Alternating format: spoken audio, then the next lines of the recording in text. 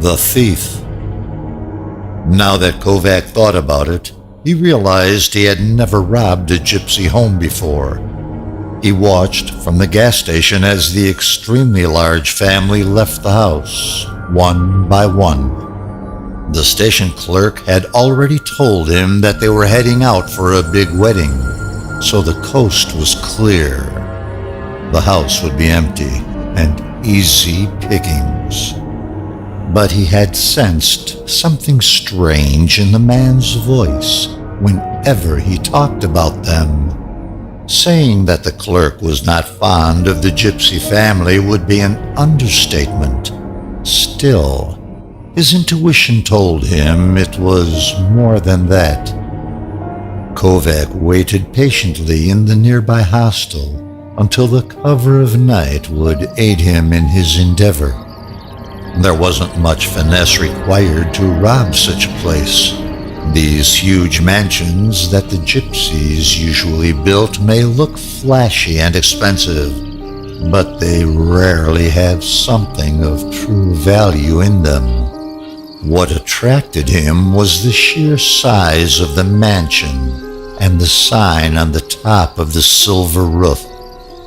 The Gypsy King's Home. The clerk sneered when he mentioned it. "There's some glory in stealing from the king," he mused. The house was right next to the road without the cover of trees or other buildings. He could only approach from either the front or the back. Kovach didn't do any recon on this mission, so he chose the back just to be sure. The ongoing traffic and the sound of nature would mask his movement. All in all, he was confident. He sneaked to the back and prepared his kit to cut through the glass window. But before he even touched anything, Kovach heard something from inside.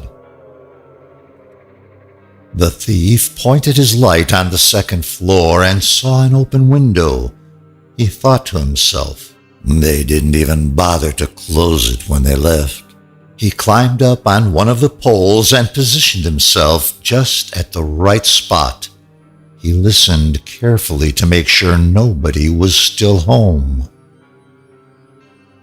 Satisfied with the result, he turned to look inside the open window. A flash of red moved across the room with an incredible speed. Someone was inside. Kovach turned away. He glued his back to the wall of the mansion. The thief waited. There was no sound or any signs of movement. It may have been the wind. Yes, that must have been it, he decided. The wind moving a piece of cloth. Was he losing it? The thief smiled and went inside the house. There was nobody home except for 2 guard dogs. The large hounds were still asleep when he shot them with several tranquilizers. As he examined the strange paintings across the hall, Kovach felt a chill. It was cold inside this mansion, a strange, unexplained cold. He searched for something of value but came up short. There were expensive rugs, chandeliers, golden candlesticks, and antique silverware, but not much apart from that, and that didn't interest him in the slightest. The thief was losing his patience and placed a couple of silver carving knives inside his backpack. Kovach was not a man to leave empty-handed. On his way to the second floor and leaving the house, he passed a rickety old door, the only place he hadn't searched. There was a foul stench coming from the other side, a stench that made his stomach turn. Did they just slaughter a pig? He did not want to find out. The thief looked for the room with the open window to leave this place behind once and for all. As he searched, he thought to himself, even pickpocketing was more profitable than anything in this place. He found the room, but when he touched the window frame, he heard the strange noise again. He turned back, his fingers on the side of the tranquilizer gun. There was nobody there. Kovach took out his small pocket light to see the room again. Something was off.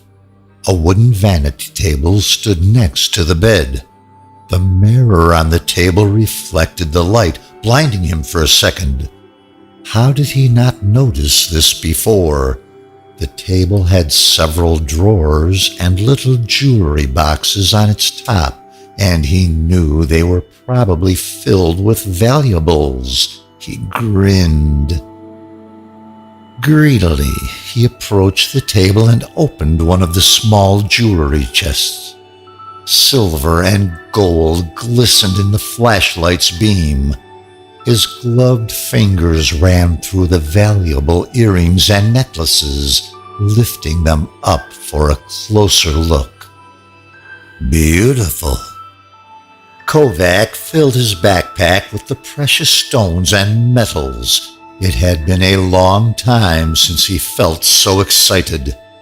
One of the rings was decorated with a square diamond and a series of pigeon blood red rubies, so exquisite that the thief removed his left glove and pushed it on his own finger. It was a little loose, but the glove would keep it on. Satisfied with the raid, he moved towards the window to make a clean getaway. Both of his feet were already on the other side when he heard that eerie noise again. The thief barely had time to turn as something was pulled over his head and his whole body yanked back inside the house.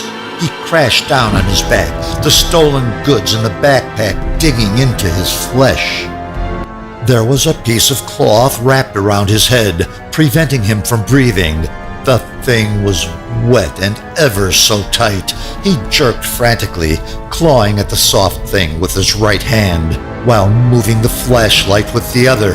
Before he threw the thing away, Kovach saw the shape of a small woman in front of the mirror. After he freed his head, the thief looked towards every corner of the room with the light in one hand and tranquilizer gun in the other to see who had attacked him. Nobody was there. Kovach picked up and examined the thing that had almost strangled him. It looked like one of the gypsy woman's floral skirts. The wet silk was heavy. He brought it to his nose and smelled it. Blood. The thief had enough of the Gypsy King's mansion and made haste to get out. But as he ran towards the window, he was greeted with steel bars. The window was still open, but the way out was now barred and out of reach. He opened another window and saw the same steel blocking the way. With all his strength, he tried to break it, then bend it. When even kicking it in failed, he looked for another exit. Kovach could have sworn that someone was still inside the house, messing with him. And if that is the case, the bastard might have called the police by now. Letting into panic and fear, he searched desperately for a way out. There was none. The main entrance was locked and he couldn't pick it. The windows were barred and he couldn't bend or break them. Even the way to the roof was reinforced with thick steel and out of reach. Tried as he might, Kovach could not get out. The thief started to lose his mind, and when he was faced with the rickety old door again, he no longer felt disheartened by the foul smell. He easily picked the lock with one hand while covering his face with the other. If walking over a dead pig's corpse was the only way he could escape, then so be it. There was a long and empty corridor ahead of him. His hands were looking for a light switch, but came up short. As he walked forward, he saw a series of candle lamps hanging from large bolts on the wall. For some reason, he wanted to take out his lighter, but fought off the urge. If the police were coming, he did not have much time. And if the gypsies were back, that's even worse. He had heard stories of what they did to people that crossed them. Kovach quickened his pace.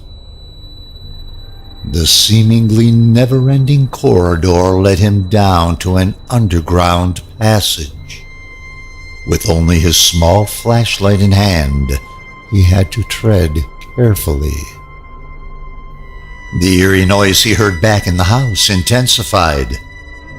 It blended with the distant sound of a dog's howl. Did the tranquilizers wear off? He was sure that whoever tried to strangle him back in the room was on his tail and closing fast. The underground passage split into several smaller corridors, and he wasn't sure which one to choose. He wanted the one on the left, as it proved to be the widest. But after taking a couple of steps, the smell proved to be too much for the thief's stomach. Instead, he chose the narrowest one on the right. After a few minutes, he saw something on the left side of the wall. It looked like the shadow of a man. "I have a gun," Kovach shouted and focused the light to see better. As he closed the distance between them, Kovach's worst fears materialized. He thought he saw the shadow of a man. Now it was clear that he only saw the bones of a man. His gloved hands touched the skeleton and he swallowed hard. What was this place? Who were these people? "I'm not gonna die here." The thief pushed his hands into a fist and sprinted forward. As he was running down the corridor, he felt a stab of pain in his back. He had to balance himself on the sides of the tunnel to keep from falling down. Laughter came from behind him, a woman's laugh. "Fucking bastards!" He wanted to keep moving forward, but each step was excruciating. He removed his backpack. One of the small carving knives he placed inside before finding the jewelry had poked through the fabric and cut his flesh. There was blood everywhere. It must have happened when he fell back from the window. Kovach emptied the contents of his bag on the ground. The jewelry shined even in the dark. Then he opened the side pocket. From there, he took a large lamp and fastened it with a strap to his forehead.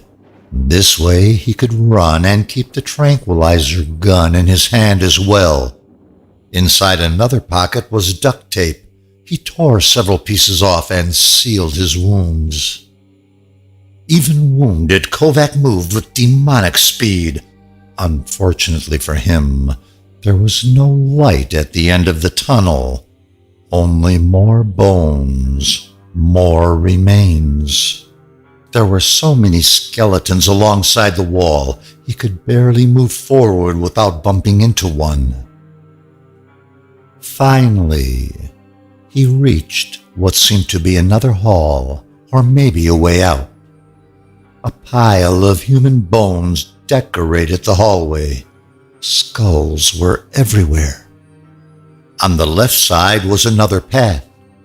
Kovach realized that there was no escaping the foul smell and whatever lies on the other end of the tunnel. He moved forward. The new path was wider and had holes inside the right side wall. Maybe a child could crawl through them, but not him. He looked inside one. There was a small cell and another skeleton, its bony hands hanging from metal restraints bolted to the wall. Dogs were howling somewhere close to him, and the laughter behind him increased in volume. Every few seconds he would turn and point the gun towards the empty tunnel. He even shot the weapon to see if it would hit anyone, but it didn't. Kovach kept going, tired, his lips dry. The smell made him want to throw up. Still, it was better than ending up like one of those men behind him. Mercy. The thief heard someone whisper. He turned back and shot once more. Not a soul to be seen. He would have to reload if he let them loose at this rate. Please, I beg you. The voices continued to haunt him. No, I wasn't going to. Mercy. Who is it? He asked. I'm armed. Stay back or I'll shoot. No answer, only the same whispering, begging in a low, cracked voice. I couldn't find him. Believe me, please. I wanted to pay. I did. Mercy, no. Where was the sound coming from? There was nobody behind or in front of him. Kovach looked towards one of the holes in the wall. His eyes widened. The thief expected to see another skeleton, not a living person. It was a naked, fleshless man, with hands restrained above his head.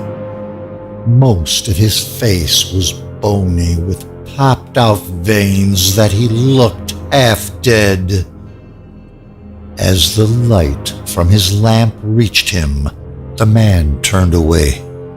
I didn't know, he muttered, sobbing. I didn't know. It's the kings. Who are you? The thief asked the broken man, then turned the brightness of his headlamp down. Kill me, the answer came. They took her. They took everything. Kill me. They took who? What are you doing here? Who brought you here? Who did they take? Elizabeth. They took her. Couldn't pay, so they took her. Kovach wanted to find her and ask her who this man was and what he was doing here. But someone was moving close to him. He could smell her perfume. The laughter seemed to be coming from everywhere. He turned back his attention towards the corridor. Kovach wanted to shoot whoever was stalking him. His fingers tightened around the trigger. From the darkness came a small figure.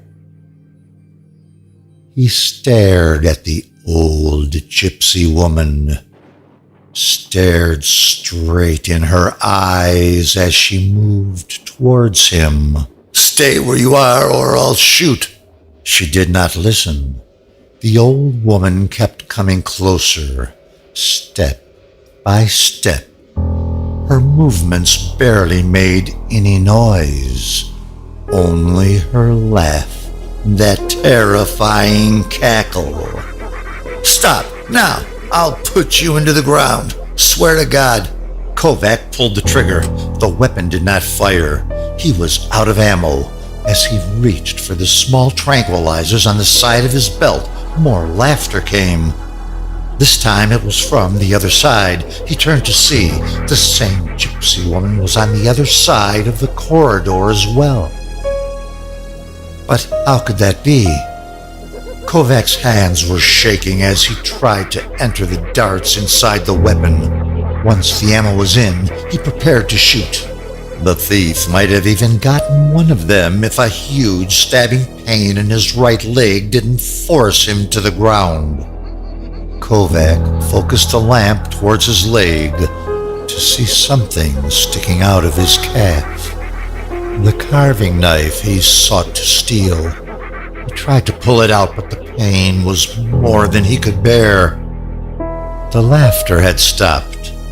He raised his head to see. The old gypsy woman was crouching right in front of him, her grotesque features making his skin crawl. Now that the gun was loaded, he raised it to shoot the woman, but he was stabbed again, this time in the arm. The weapon fell from his hand. Kovach hit the ground, screaming in pain. Somehow, his lamp went out. The last strike was on his finger, the one that had the stolen ring on. The third carving knife pushed through the flesh and bone, and the thief was shortened a finger. Laughter greeted his pain. With one last desperate attempt, the thief raised the gun with his other hand so he could at least smash in his attacker's face. He tried to hit the gypsy woman he couldn't even see anymore. All he did was scrape the halls of the corridor. What? What the hell are you laughing at? With his remaining strength, Kovach kicked and smashed and clawed at his attacker. Nothing seemed to work. He cried, searching for his missing finger. The laughter stopped. For a moment, there was silence again. Then the dogs began to growl.